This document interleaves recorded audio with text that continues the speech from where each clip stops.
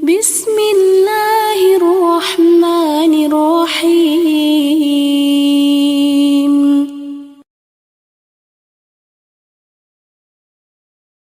Pertanyaannya satu, zikir apa yang dikerjakan oleh Nabi?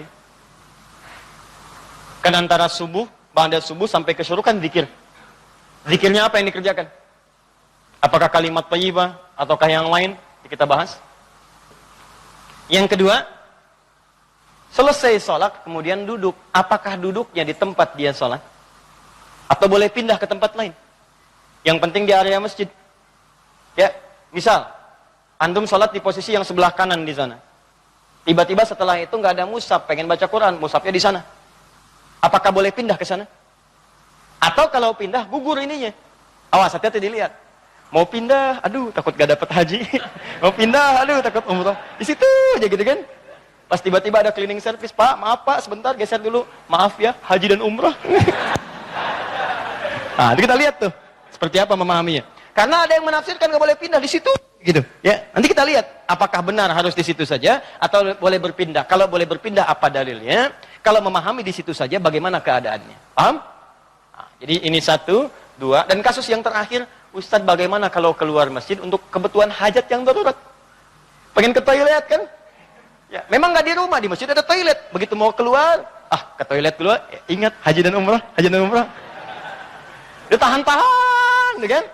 Ya, syuruknya dapat, sakitnya juga dapat, gitu kan? Nah, itu seperti itu bagaimana kemudian solusi hukumnya. Nah, kita bahas pelan-pelan. Di dalam Al-Qur'an disebutkan beberapa aktivitas yang mampu mendekatkan dan mengingatkan kita dengan Allah dan langsung disebut dengan zikir.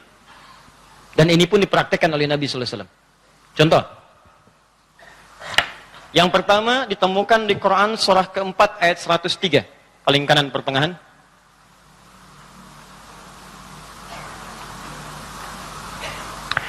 فَإِذَا قَضَيْتُمُ الصَّلَاةَ فَاذْكُرُوا اللَّهَ قِيَامًا وَقُعُودًا وَعَلَى جُنُوبِكُمْ. Maka jika Anda telah tuntas mengerjakan salat, maka segeralah berzikir kepada Allah Subhanahu wa taala. Di amalan sunnah pasca salat berzikir, zikir dulu. Bisa Anda kerjakan kalau buru-buru ya sambil berdiri, berjalan. Jadi waktu umum ya. Misalnya ini Anda sudah sholat zuhur nih harus ke kantor, ya dikejar-kejar langsung berangkat lagi. Tapi kan Anda buru-buru keluar pun kan tidak mengganggu Anda untuk mengucapkan kalimat-kalimat zikir. Misalnya apa? Nabi mengamalkan pasca sholat hadis riwayat Muslim, nomor hadis 571. Hadis riwayat Muslim. Nomor hadis 571. Setiap selesai sholat Nabi mengatakan, perhatikan kalimatnya, Astaghfirullah, Astaghfirullah, Astaghfirullah. Allahumma antas salam, minkas salam, tabarakta ya dzal jalali wal ikram. Apa Anda nggak bisa sambil keluar mengucapkan astagfirullah, astagfirullah, astagfirullah? Ini kata Al-Quran, sesibuk apapun Anda, begitu selesai sholat apa nggak bisa sambil jalan astagfirullah, astagfirullah, astagfirullah. Daripada Anda keluar membicarakan sesuatu yang tidak penting. Bahkan nggak berkata apa-apa, jalan aja. Mendingan pakai zikir kan? Astagfirullah, astagfirullah, astagfirullah. Allahumma antas salam, minkas salam, tabarakta ya dzal jalali wal ikram. Hadis Muslim, nomor hadis 573. La ilaha illallah wahdahu la syarika lah. Lahul mulku lahul hamdu wa huwa ala kulli syai'in qadir.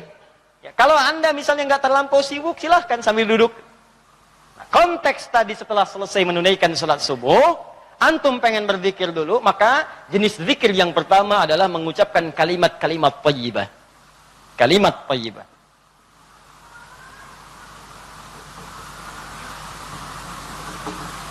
Bisa sifatnya istighfar. Ini dalilnya. Ya. Astaghfirullah, astaghfirullah, astaghfirullah. Ini yang paling singkat. Mau yang agak panjang, Astagfirullahaladzim, alladzi la ilaha illa huwal hayyul qayyum wa natubu ilaihi. Silakan. Ya, kalau mau yang paling singkat, astaghfirullah, astaghfirullah, astaghfirullah. Sambungkan Allahumma antas salam, minkas salam, tabarakta dzal jalali wal ikram. Tambah lagi dengan kalimat-kalimat tauhid. La ilaha illallah wahdahu la syarika mulku lahul hamdu wa huwa ala kulli syai'in qadir. Kalau mau ditambahkan yang lebih lengkap ada la ilaha illallah wahdahu la syarika lah, lahul mulku lahul hamdu yuhyi wa yumiitu wa huwa ala kulli syai'in qadir. Singkatnya kalimat tauhid.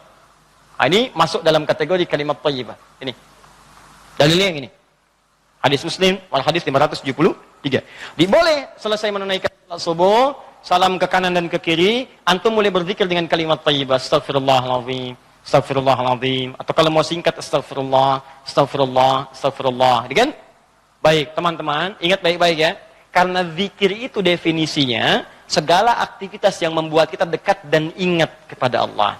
Jadi ketika mengucapkan kalimat ini bukan sekedar diucapkan di lisan. Kalau cuma diucapkan jangankan antum, anak-anak antum yang 5 tahun, 4 tahun belum balik pun bisa. Apa bedanya bacaan antum dengan bacaan mereka? Sambil ingat Allah. Sambil diingat. Astagfirullah. Apa artinya astagfirullah? Ya Allah, ampuni saya. Saya minta ampun. Ada dosa yang dilakukan, dosanya disebut dengan dzambun. Sifat Allah yang mengampuni disebut ghafir. Ghafir. Muncul surat ke-40, namanya surat ghafir. Baca ayat yang ketiga, kata ghafir disandingkan dengan dzambun. Ghafiriz dzambi wa qabilit taubi. Allah punya sifat ghafir. Ghafir pemilik ghafar, ampunan. Allah mengampuni orang berbuat dosa. Kalau Anda pengen minta ampun, ucapkan astagfirullah. Istighfar itu permohonannya. Istighfar permohonan ampun. Ucapannya astagfirullah. Ampunannya ghafara, ghufran. Yang punya ampunan ghafir. Kata Allah, saya ghafir. Quran surah 40 ayat 3. Ghafiriz dzambi. Minta ampun, hei yang punya dosa. Minta ampun kepada saya. Ketika engkau minta, saya akan ampuni. Saya tanya pada antum, siapa yang gak punya dosa? Yuk angkat tangan. Ayo gak usah malu, angkat aja, saya pulang. Berarti kalau nggak punya dosa bersih kan? Nah, kalau Anda merasa banyak dosa, diberi peluang habis sholat istighfar, istighfar. Makanya ketika istighfar jangan cuma diucapkan, coba rasakan punya dosa apa sampai hari itu, dosa apa? Jadi begitu selesai subuh ingat dosa pada orang tua, dosa pada pasangan, suami pada istri, istri pada suami, dosa pada anak-anak. Anak-anak orang lain aja yang nggak punya mobil, nggak punya motor bisa mendidik anaknya hafal Quran, sholatnya bagus. Masa antum udah banyak fasilitas ke masjid enggak, jemaah enggak, bangun terlambat. Antum kurang apa lagi untuk mendidik anak dengan baik? Maka istighfari. Jangan-jangan anak itu nggak soleh bukan karena dia nggak mampu, karena antum nggak bimbing mereka. Makanya antum akan ditanya tuh, jangan dikira mudah punya titipan anak. Jangan dikira mudah, antum akan ditanya. Kenapa ini nggak sholat? Nanti akan ada terjadi di hari kiamat, ini sahih riwayatnya, akan terjadi di hari kiamat. Nanti ada orang tua hampir ke surga, anaknya mau ke neraka, dan dia menyatakan keberatan di hadapan Allah. Begitu menyatakan keberatan, ternyata dosanya dosa orang tua. Anak itu tuh nggak menyembah Allah dengan baik karena dosa orang tuanya. Maka tertukarlah anaknya ke surga, orang tuanya ke neraka. Hati-hati. Dan ada juga yang terbalik. Orang tua ke neraka, anaknya mau ke surga. Orang tua menyatakan keberatan kepada Allah. Dan nanti kejadiannya sangat luar biasa. Nanti lain waktu kita akan bahas. Cukuplah ada banyak keterangan dalam Al-Quran. Ada yang bapaknya Nabi, Rasul bahkan, punya anak ada yang suami, istri, istrinya nggak taat. Ada yang istrinya solihah, suaminya enggak. Seperti Asia dengan Fir'aun. Ada yang suaminya bagus, istrinya enggak. Banyak, seperti Lut dengan istrinya. Ada yang bapak, anak dengan istri nggak taat. Seperti Nuh. Itu bukan dongeng, itu kisah disampaikan supaya kita bisa hati-hati. Akan-akan Allah mengatakan begini, cukup aja orang-orang masa lalu begini. Kalian jangan begitu. Saya buka kisah seperti ini supaya keluarga kalian selamat. Makanya istighfarin. Istighfar, sambil istighfar. Lumayan tuh begitu istighfar, dosa diampuni, ampuni. Belajar nangis lah kalau istighfar tuh belajar nangis. Gak bisa nangis, nangis. Gak bisa nangis, besoknya nangis. Gak bisa nangis juga, tangisi diri Anda yang belum bisa menangis. Bismillah. Ingat mungkin saat itu diwafatkan oleh Allah. Ingat. Bagaimana kalau saat itu wafat, anak Anda belum baik, istri Anda belum baik, dan Anda akan dihisab dalam keadaan sesuatu yang belum sempurna dalam kehidupan. Ya. Kemudian juga zikir. Bisa jadi juga bacaan Al-Quran. Baca Al-Quran. Itu masuk kategori zikir. Dalilnya Quran, surah ke-15 ayat 9. Al-Quran disebut oleh Allah dengan zikir. Inna nahnu nazzalna dzikra wa inna lahu lahafizun. Sungguh kami turunkan Al-Quran sebagai zikir, kata Allah. Hal yang mampu mendekatkan seseorang dengan Allah. Makanya kalau antum sedang baca Al-Quran, bukankah perasaan Anda merasa lebih dekat dengan Allah? Ya, kalau nggak percaya silakan. Lebih dekat gitu.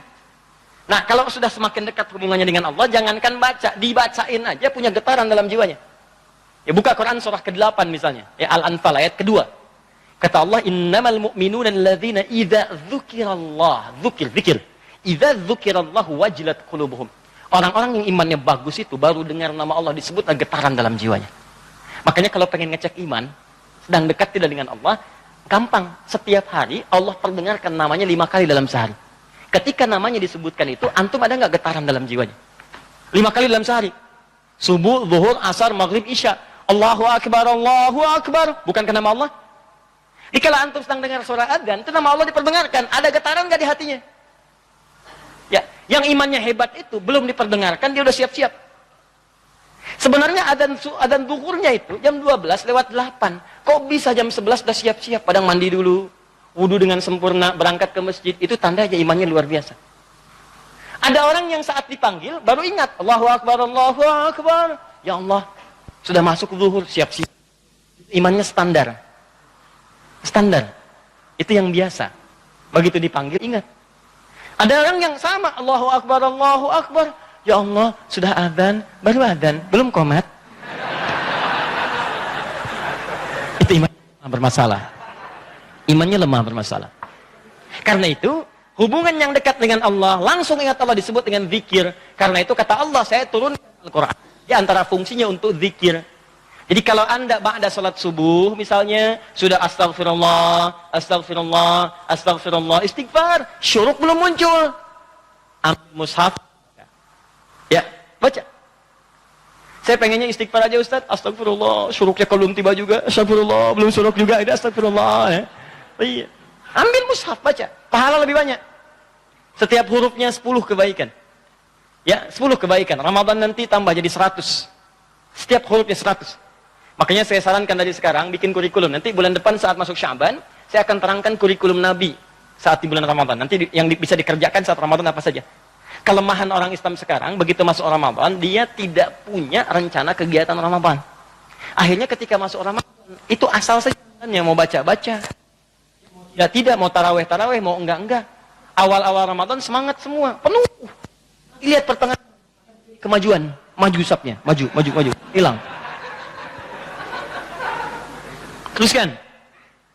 3. Kalau Ustadz saya tuh misalnya mushaf nggak ada, boleh nggak saya misalnya dari hafalan? Boleh. Karena menghafal Quran itu bagian dari zikir. Bahkan keutamaan menghafal Quran itu 4 kali lebih mulia, lebih utama dibandingkan sekadar baca. Itu ditemukan di Quran surah ke-54.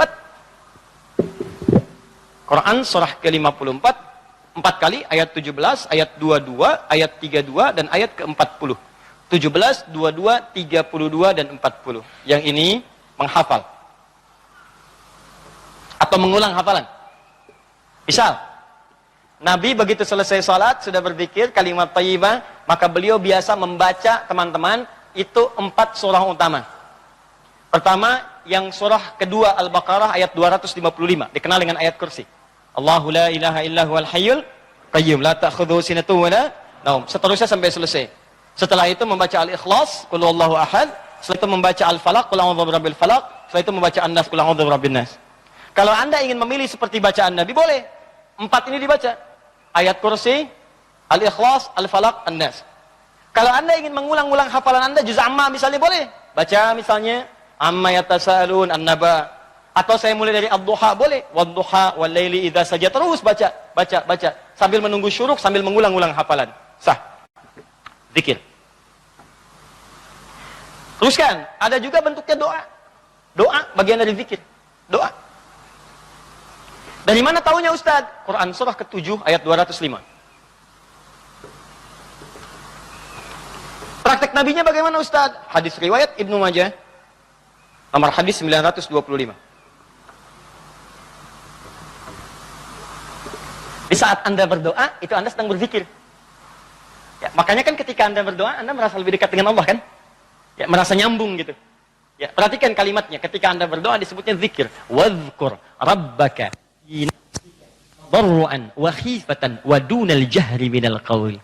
Kata Allah, kalau Anda sedang punya masalah, ada persoalan, jangan mengeluh. Jangan mengeluh, apalagi bikin status, nggak menyelesaikan masalah. Ada masalah, bikin status. Dia tidak seperti yang aku kira.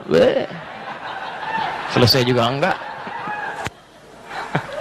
Terus nungguin komentar, itu paling kasihan tuh, nungguin itu. Aduh, kasihan, belum ada yang komen. Ya, udah 2 jam baru muncul. Kenapa Jeng? Gitu kan, baru dijawab. Iya ya, gelisah hati ini. Muncul lagi komen yang lain. Duh, nggak nyangka ya, nyangka. Capek, nggak selesai. Masalah selesai? Tidak, cuma nambah masalah aja. Kata Allah, kalau punya masalah, tenangkan hati, berdoa, sebut nama Allah. Itu lebih memberikan ketenangan. Zikir itu selain mendekatkan kita pada Allah, zikir itu membuat hati lebih tenang. Tenang. Makanya ketika Allah menyebutkan fungsi zikir di Quran surat 13 ayat ke-28. Allah sampaikan begini, ala bidzikrillahi tatma'innul qulub. Kamu mesti yakin, kata Allah, dengan berzikir kepada Allah, hati kamu akan tenang. Makanya kalau sedang punya persoalan, bawa ke zikir. Ambil wudu, baca Quran. Begitu antum baca Quran, walaupun solusi belum tiba, hati lebih tenang. Dan lebih objektif, kalau orang tenang itu dapetin solusinya gampang gitu, tenang. Solusi mudah dicari.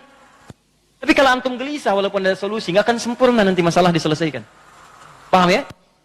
Di doa, itu bagian dari zikir. Di antara doa yang dibacakan oleh Nabi, itu setiap selesai sholat, itu ada kalimat singkat tapi padat. Allahumma, Allahumma inni atau inna. Kalau inni untuk sendiri, kalau inna untuk banyak. Allahumma inni as'aluka ilman nafi'a wa rizqan thayyiba wa amalan mutaqabbala. Ya Allah, hamba mohon kepadamu, anugerahkan hamba pengetahuan yang bermanfaat. Pengetahuan yang bermanfaat itu pengetahuan yang bisa meningkatkan wawasan dan menguatkan iman. Itu rumusnya di Quran surah 58 ayat ke-11. Jadi kalau teman-teman ngaji dengan siapapun, ustadz manapun, di tempat manapun, ukurannya dua. Wawasannya bertambah enggak? Awas hati-hati, kalau ngaji tapi wawasan enggak bertambah, itu ada sesuatu yang salah di pengajiannya. Ngaji cuman ketawa aja gitu kan? Ya, tapi enggak jelas dapatnya apa. Yang paling aneh ngaji, yang dicari-cari jin, ya kan? Atau apa, itu paling aneh itu. Apa yang didapatkan? Terus nambah hari ini sholat, ngaji ke pengajian sholat, dapat tambahan wawasan. Oh begini cara takbir yang baik, bisa sejajar dengan bahu, bisa sejajar dengan daun telinga, ya kakinya terbuka selebar bahu, badannya tegap. Jadi begitu antum praktekan, punya tambahan wawasan, kepake dalam ibadah. Oh begini cara sujud yang sempurna, ajari. Itulah yang disebut dengan teman-teman ilmu yang baik. Yang kedua, imannya meningkat, lebih dekat dengan Allah. Jadi kalau antum ngaji dimanapun, di antara cirinya wawasannya luas, tapi keimanan pun bertambah. Karena ada orang yang belajar Islam Pak, cuman keimanannya makin berkurang. Itu yang paling aneh tuh orang-orang liberal.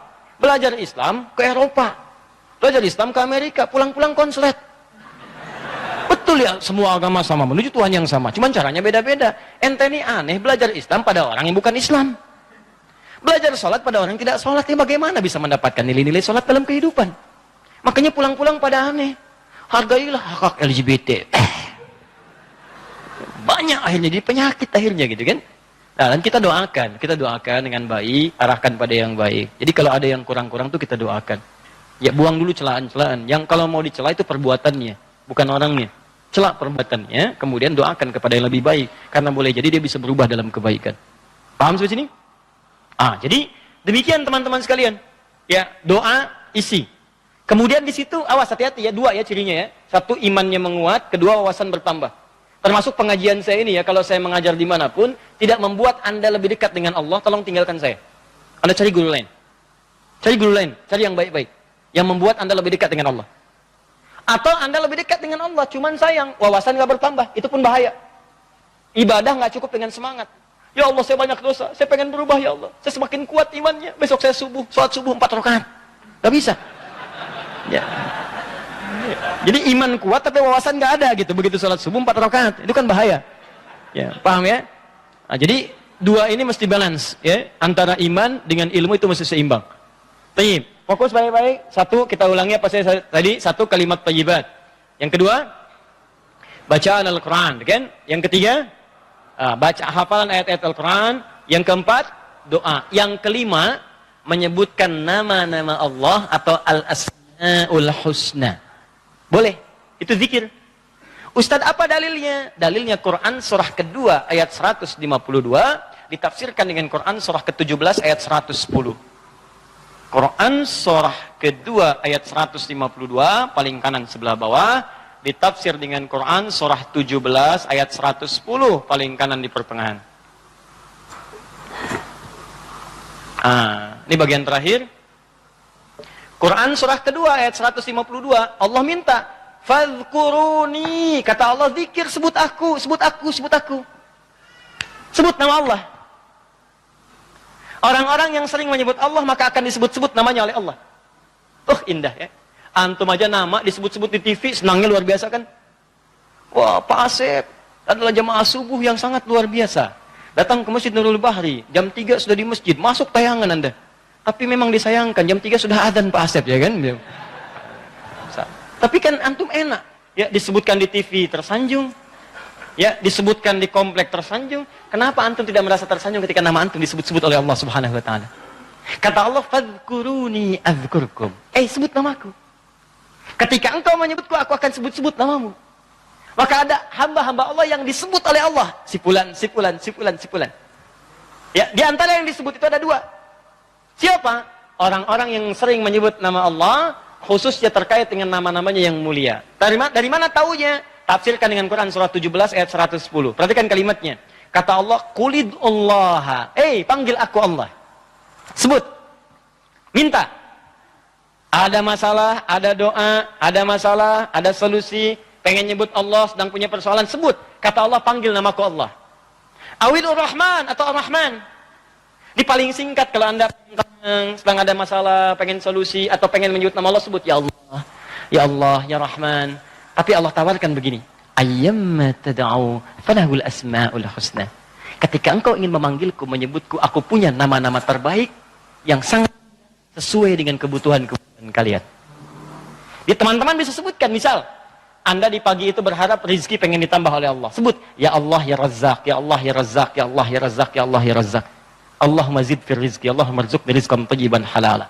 Ya Allah, Ya Razzaq, Ya Allah pemilik rizki, zidni fir rizki, Ya Allah tambahkan rizki saya. Allahumma rzuqni rizqan halalan tayyiban. Berikan rizki kepada saya yang halal dan yang terbaik yang mampu saya dapatkan. Anda sedang punya persoalan, sebut namanya, Ya Allah, Ya Al-Fattah, Ya Al-Fattah, Ya Al-Fattah. Iftah li kullil khair. Ya Allah, Ya Al-Fattah yang pemilik segala solusi, bukakan kepadaku solusi terbaik dari setiap persoalan yang aku alami sampai dengan saat ini. Anda ada yang ganggu di pekerjaan, ada yang sedang usil iseng, sebut Ya Allah, Ya Jabbar, Ya Jabbar, Ya Jabbar, Ya Malik. Ya Malik, Ya Rabb, Ya Malik, Allahumma Ya Jabbar. Ya Allah yang Maha Pelindung. Raja dari segala raja, lindungi aku dari tangan-tangan orang-orang yang jahil. Anda sedang banyak ujian, sebut Ya Allah, Ya Sabar, Ya Sabar, Ya Sabar, Ya Sabar. Zidni sabra. Ya Allah yang maha memiliki segala sifat kesabaran. Tolong tambahkan kesabaran pada diriku untuk bisa mampu mengatasi ujian yang tengah engkau ujikan. Anda yang sedang mau ujian, Ya Allah, Allahumma Ya Alim, Ya Alim, Ya Alim, Ya Alim. Alimni Ya Allah ma jahiltu. Wanfa'ni bima ta'allamtu. Wanajirni fi imtihani Ya Allah bima razit. Ya Allah yang alim, yang maha pemilik ilmu, tambahkan ilmu kepadaku. Ajarkan apa yang belum aku ketahui. Berikan manfaat pada apa yang telah aku pelajari. Dan luluskan aku dalam ujian yang akan aku alami. Indah, minta, minta, minta. Kata Allah, "Udhkurni, fadhkuruni, adzkurkum." Sebut saya, aku sebut kamu. Engkau panggil namaku dengan nama terbaikku, aku berikan kemuliaan sesuai dengan apa yang kau butuhkan. Cukup Pak, 5 ini kerjakan habis subuh, selesai. Astagfirullah, astagfirullah, astagfirullah. Allahumma antas salam. Habis itu baca Quran. Baca Quran diulang. Ya, ayat kursi, ayat kursi, ayat kursi, Al-Ikhlas, Al-Falaq, An-Nas. Habis itu kemudian antum berdoa, habis doa sebut nama Allah. Begitu lihat jam 8. Pip bunyi, waktu syuruk muncul, gitu kan? Kan sekarang ada zaman digital kan? Zaman digital. Ya, ngitungnya gampang kok. Biasanya itu kalau dari subuh teman-teman dari waktunya itu 1 jam, 1 jam setengah itu udah masuk syuruk. 1 jam lah. 1 jam. Jadi kalau sekarang kurang lebih jam 5 misalnya, yaitu 1 jam kemudian, terus 1 jam lewat 10-15 menit sudah masuk ke syuruk. Ya, jadi begitu sudah masuk syuruk, ya antum tunaikan salat 2 rakaat. Ada yang nunggu dulu 5 menit supaya lebih aman misalnya, silakan. Enggak ada masalah. Tunggu 5 menit selesai, tunaikan salat 2 rakaat. Begitu salat sujud lamain. Ya Allah dekatkan aku kepadamu. Ya Allah jadikan aku terhubung dengan ridha-Mu. Ya Allah berikan aku kemuliaan-kemuliaan. Sekalipun belum haji, berikan pahala haji dan umrah kepadaku.